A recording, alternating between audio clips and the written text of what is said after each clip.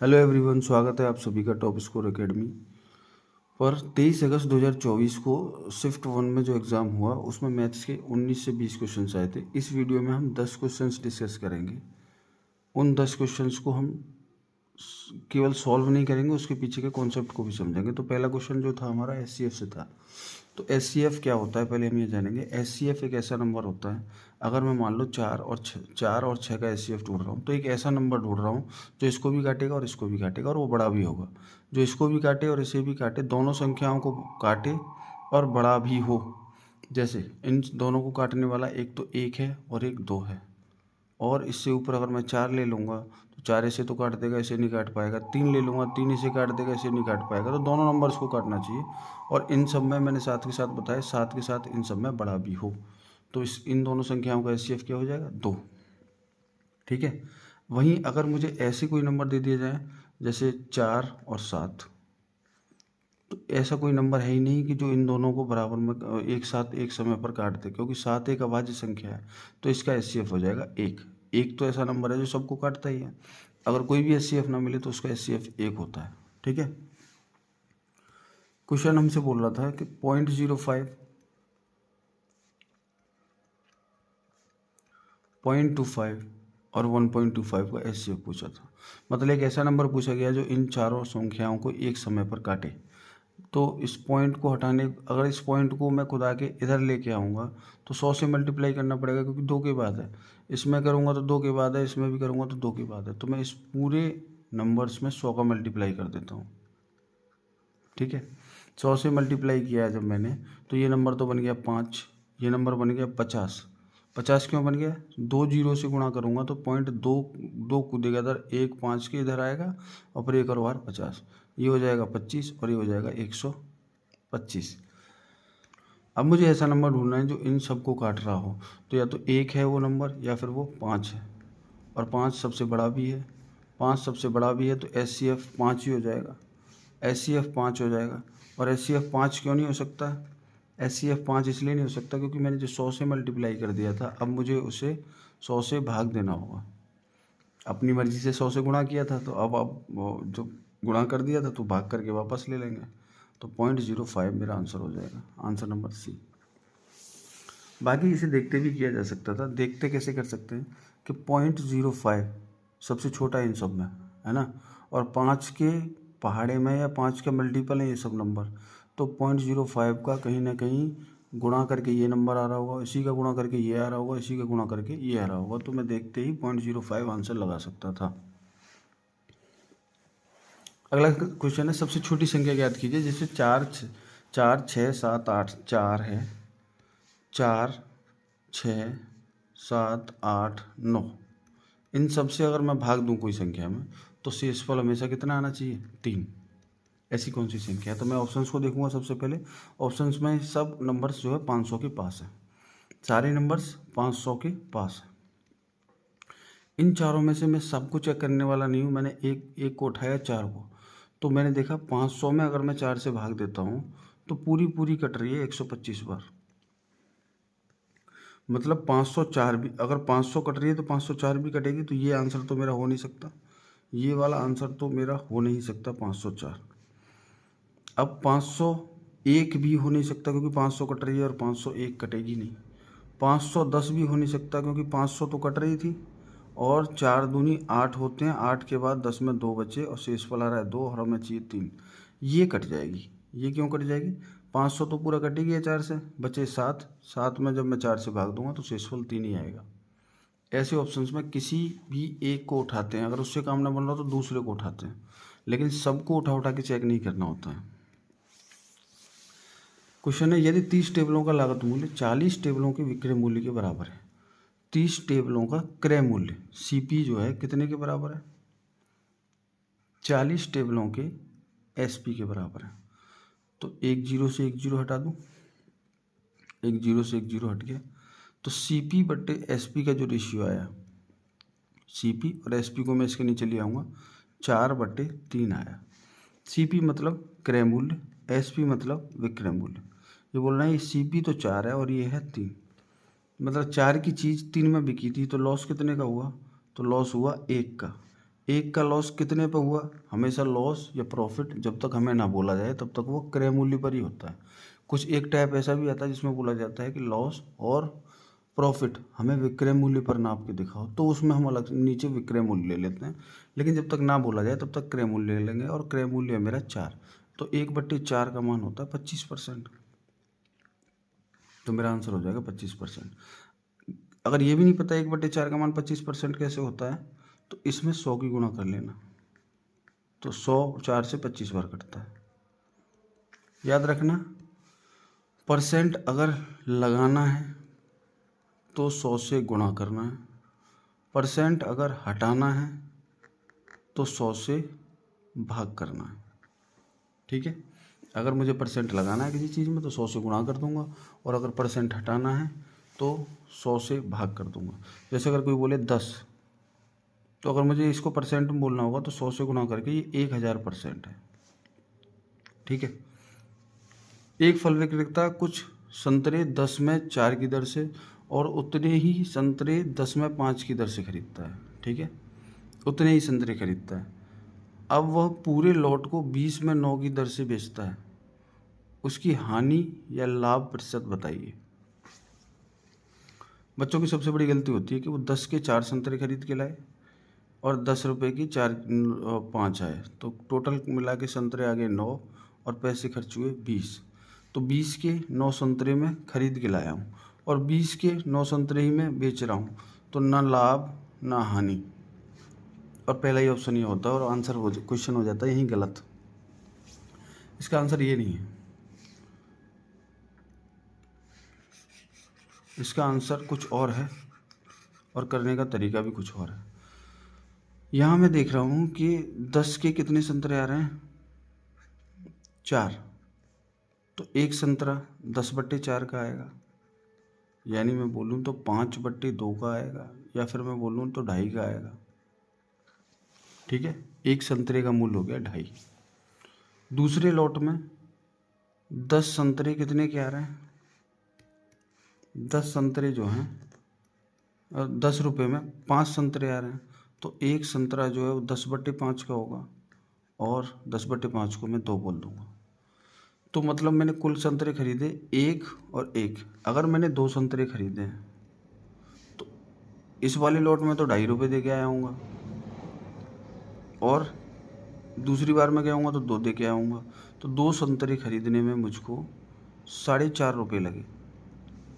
2 संतरे मैं खरीद के लाया, तो उसका क्रय मूल्य जो है, इसका क्रय मूल्य मुझे 4.5 पड़ा। अभी ये कह रहे हैं कि बेचा कितने में? 20 के 9 संतरे बेचे, 20 के 20 रुपये में 9 संतरे बेचे, मतलब एक संतरा 20/9 रुपये का बिका। तो 2 संतरे कितने के बिके होंगे? 40/9।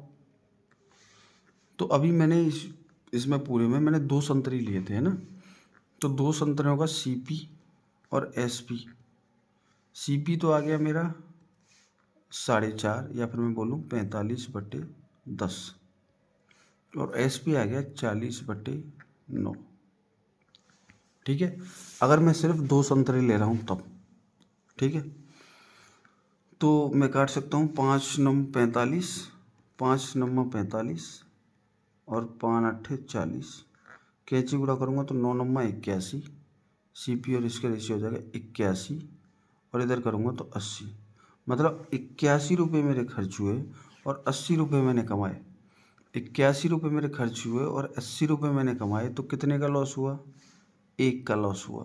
1 का कितने पर? 81 पर।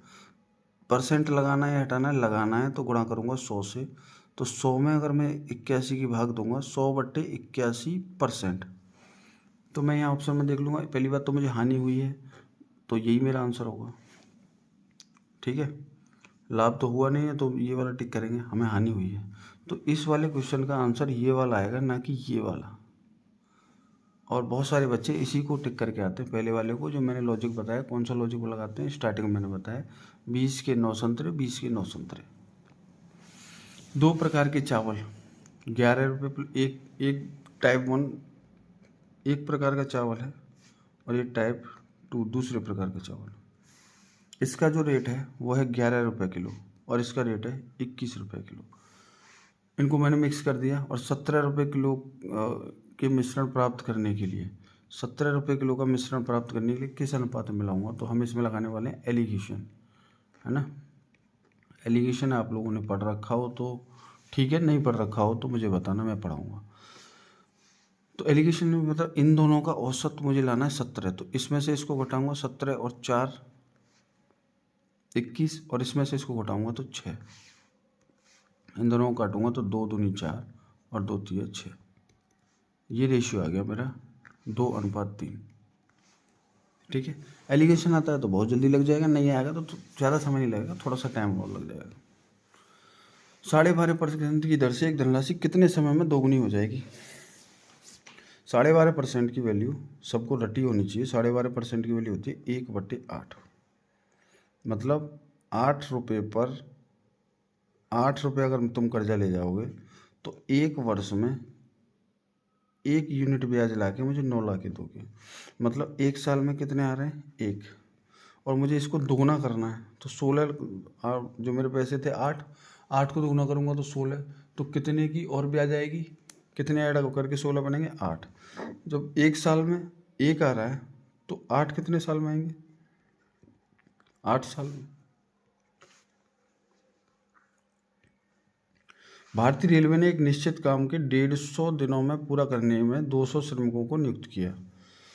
200 आदमी लगाए और कहा गया है कि 150 दिनों में ये काम पूरा करके देना है। यदि 50 दिनों में केवल 1/4 काम किया गया तो पूरे काम को समय पर पूरा करने के लिए और एक्स्ट्रा कितने मजदूर चाहिए, मोटा मोटा ये सवाल है। तो सबसे पहले ऐसे सवालों में मुझे काम पता चल जाए, काम है क्या, कितना काम है। तो ये बोल रहे हैं 50 दिन तक काम हुआ 50 दिन तक काम हुआ और मजदूर कितने काम कर रहे हैं 200। भाई इस वाली लाइन में बोला गया है ना 50 दिनों में केवल 1/4 काम किया गया, तो 50 दिनों तक काम हुआ होगा और 200 आदमियों ने काम किया होगा। ये कितने के बराबर है, ये कितने के बराबर, तो बोलोगे सर टोटल काम अगर W है तो उसका 1/4 के बराबर है। इन्होंने बोला है अगली लाइन में इतने आदमी का तो पूरे काम को समय पर तो 1/4 में काम किया गया। तो अगर मैंने पूरा काम W मान लिया तो उसका 1/4 W/4 कितने दिनों, ये कितने काम के बराबर है, 50 मजदूरों ने जो काम किया और 200 दिनों तक काम किया। अभी यहाँ पर हमें ये चीज़ समझ में आनी चाहिए कि कार्य बराबर जो है यहाँ ये श्रमिकों की संख्या गुणा उन कितने दिन में ये काम हुआ, इन दोनों की अगर मैं गुणा कर दूंगा तो कार्य निकल आएगा। मैंने वही किया है, श्रमिकों की संख्या 50 श्रमिकों की संख्या 200 और 50 दिन तक। अभी यहाँ से मेरा W आ जाएगा, W बराबर 50 से मैं इसको करूँगा तो 10,000 और 10,000 में 4 ही गुणा होगी तो 40,000। जो मेरा काम है वो 40,000 है, ठीक है। और इन श्रमिकों ने 1/4 तो कर दिया है, तो बचा हुआ काम बोला गया, बचे हुए काम को जब 1/4 कर दिया तो मतलब 10,000 काम खत्म हो चुका है, 10,000 काम खत्म हो चुका है। तो जो शेष कार्य है, शेष कार्य जो है जो मेरे पास बचा वो है 30,000। 30,000 काम, 30,000 काम होना कितने दिनों में, 50 दिन तो यहाँ खर्च हो चुके हैं, 150 दिन लगने थे, 50 दिन तो पहले ही लग चुके हैं। कितने दिन है 100 दिनों में, 100 दिनों में करूँगा तो 300 आदमियों की ज़रूरत पड़ेगी। मेरे पास आदमी कितने हैं 200, मेरे पास आदमी है 200, अब मुझे ज़रूरत पड़ रही है 300, तो कितने एक्स्ट्रा 100 आदमियों की एक्स्ट्रा ज़रूरत पड़ेगी, तो 100 आंसर हो जाएगा। अगला क्वेश्चन, 12 पुरुष 18 महिलाएं किसी काम को 18 दिन में करती हैं, तो मैंने एक पुरुष की क्षमता को M मान लेता हूँ और एक महिला की क्षमता को F मान लेता हूँ। एक पुरुष और एक क्षमता और एक महिला, अगर एक पुरुष एक दिन में M काम करता है मान लेते हैं और एक महिला एक दिन में F काम करती है। अगर एक पुरुष M काम कर रहा है एक दिन में तो 12 पुरुष 12 M काम करेंगे, साथ में महिलाएं भी काम कर रही हैं कितनी 18, एक महिला F करती है तो 18 F, ये टोटल क्या हो गई, ये टोटल हो गई क्षमता। इन दोनों की क्षमता, मतलब क्षमता का मतलब होता है एक दिन में किया गया कार्य। तो एक दिन में इतना कार्य करने की क्षमता है इनकी, और ये कितने दिनों में कर सकते हैं? 10 दिनों में कर सकते हैं। ये एक दिन में इतना काम करेंगे तो 10 दिन में पूरा काम निपटा देंगे। तो ये टोटल वर्क हो गया, ये जो है ये टोटल काम हो गया। और ये बोल रहे हैं कि उसी काम को, सेम काम को, ये क्या बना है हमारा, ये जो है ये टोटल वर्क है। ये बोल रहे हैं उसी काम को 9 पुरुष और 18 महिलाएं कितने दिनों में कर देती? 12 दिनों में ख़त्म कर देते हैं। ये भी टोटल वर्क है, ये भी टोटल वर्क है। तो क्या मैं इन दोनों को बराबर रख दूं? क्योंकि ये भी टोटल वर्क है और ये भी टोटल वर्क है, टोटल काम है। तो अब काट लेंगे, 2 पंजे 10, 2 छिक्के 12, 5 का अंदर मल्टीप्लाई करो, 12 पंजे 60 है, प्लस 18 पंजे 90 है, बराबर है 6 नमा 54 एम, प्लस 18 छिक्के 108 एफ। एम एक तरफ ले आऊँगा, इस एम को इधर लाऊंगा तो 6 एम बन जाएगा, बराबर एफ को इधर ले जाऊंगा तो 18 एफ बनेगा। तो 6 दिए 18, तो एम बट्टे एफ का रेशियो आ गया 3/1। मतलब एक आदमी एक दिन में 3 यूनिट काम करता है तो औरत 1 यूनिट काम करती है। ठीक है, ये एक आदमी और एक औरत की क्षमता का अनुपात आ गया। अभी मुझसे बोल रहा है यदि पुरुष और 2 पुरुष और 3 महिलाएं उसी काम को करते हैं तो कितने दिनों में लगेंगे? पहले तो मुझे पता चले कि काम कितना है। तो काम मेरा कितना था, ये वाला 12m प्लस 18f गुणा 10। लोग गलती करते हैं या 5 कर देते हैं, तो हमारा ये 5 तो कैलकुलेशन में काटा हुआ है, लेकिन काम तो ये था। अच्छा, एम और एफ की वैल्यू, या तो मैं टोटल काम ये भी था और टोटल काम ये भी था, ये इसमें भी रख दूंगा तब भी वही टोटल वर्क आएगा और इसमें रखूँगा तब भी वही आएगा। तो यहाँ एम की वैल्यू 3, तो यहाँ मैं 3 रखूँगा तो 12 3 36। एफ की वैल्यू 1 है, 1 रखूँगा तो 18 ही हो जाएगा, गुणा टोटल का 10। तो 18 और 36 हो जाएंगे 54। 54 में 10 की गुणा करूँगा तो मेरा आंसर टोटल वर्क आ गया 540। अब मुझे 540 काम करना है। करेंगे कौन कौन? 2 पुरुष और 3 महिलाएं। 2 पुरुष और 3 महिलाएं, इनकी क्षमता पता चल जाएगी। 2 एम की जगह 3 रखूँगा तो 3 दूनी 6, और एफ की जगह 1 रखूँगा तो 3, मतलब 9। तो मुझे 9 से भाग देना है इसमें, 9 छिक्के 54, 60 मेरा आंसर हो जाएगा। ठीक है, मैंने बारीकी से समझाया कि एक एक टर्म मैंने क्यों लिखी थी, और टोटल वर्क क्या था, एफिशिएंसी क्या आई, क्षमता क्या आई, सब चीज़ समझाई। 2 रेलगाड़ियाँ क्रम से इतने और इतने से समान दिशाओं में चलती हैं। तेज चलने वाली रेलगाड़ी धीमे चलने वाली रेलगाड़ी में बैठे व्यक्ति को 16 सेकंड में पार कर देती है। ठीक है, 2 रेलगाड़ी है, एक रेलगाड़ी ये है और एक रेलगाड़ी ये है। 2 रेलगाड़ी है। इस वाली रेलगाड़ी में कोई आदमी बैठा है, मान लो यहाँ पर बैठा है। अभी ये बोलेंगे कि रेलगाड़ी को पार कर रही है, तो पहली बात तो हम कॉन्सेप्ट समझ लेते हैं। मान लो अगर ये रेलगाड़ी है, अगर कॉन्सेप्ट क्या होता है, एक रेलगाड़ी तो ये है और एक केस है दूसरी रेलगाड़ी को पार कर रही है।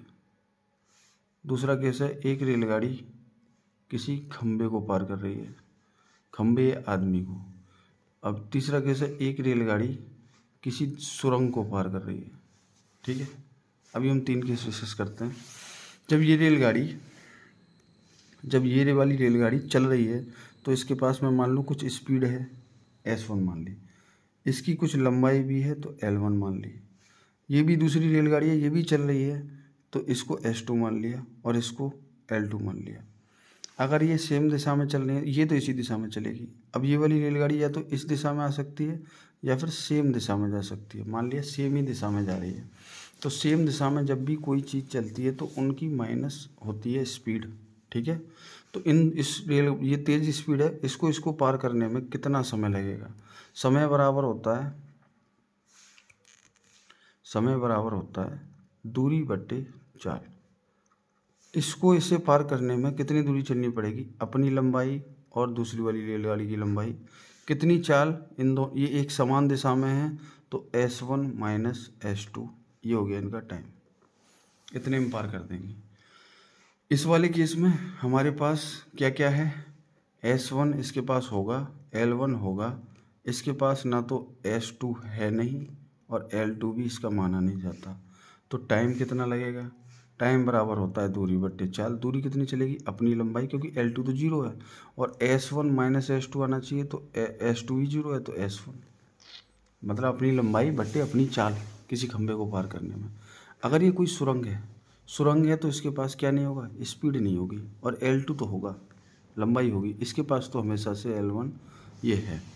इसको पार करने में जो समय लगेगा, समय बराबर दूरी कितनी, अपनी दूरी और इसकी दूरी,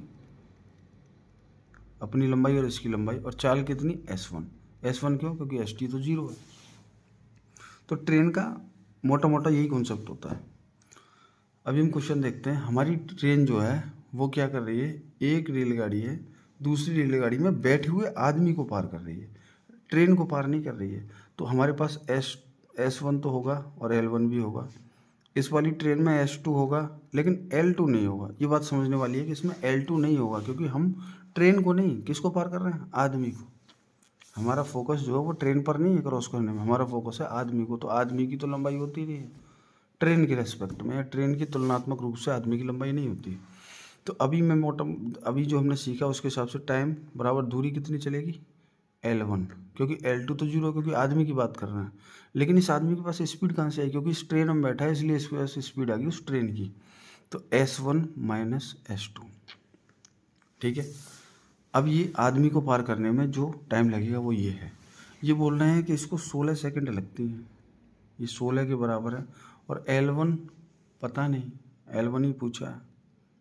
तो S1 माइनस S2 इन दोनों का घटा दूंगा मैं, तो 9 में से 2 गया तो 7, 27 हो गया। ये किलोमीटर प्रति घंटा में और ये सेकंड में है, तो इसको मैं मीटर प्रति सेकंड में बनाऊंगा तो 5/18, 5/18। अभी मैं इसको काटूंगा तो 9 दूनी 18 और 9 तिया 27, 5 तिया 15, 15 का मल्टीप्लाई इधर होगा। L1 बराबर आ जाएगा 15 गुणा 16, तो 15 15 225, तो 240 हो जाएगी। 15 15 225 होता है, प्लस 15 मतलब 240 मेरी लंबाई होगी, 240 मीटर। अभी ये हमारा आंसर नहीं आ रहा है तो कहीं कुछ गलती की है हमने। ये भी समान दिशा में ही जा रही हैं, समान दिशा में माइनस होंगी। आंसर यही आना चाहिए, आंसर 240 ही आना चाहिए, शायद ऑप्शंस में मिसिंग है। अगला क्वेश्चन है नहीं। हमने 10 क्वेश्चन से 9 क्वेश्चन डिस्कस किए हैं इस वाली वीडियो में, है ना। और हमने उसका टाइप भी डिस्कस, वो उसके पीछे का कॉन्सेप्ट भी डिस्कस किया है। अगली वीडियो में जो अगले जो 11 क्वेश्चन बचे, शायद 19 क्वेश्चन आए थे तो 10 क्वेश्चन बचे, वो मैं लेके आऊँगा।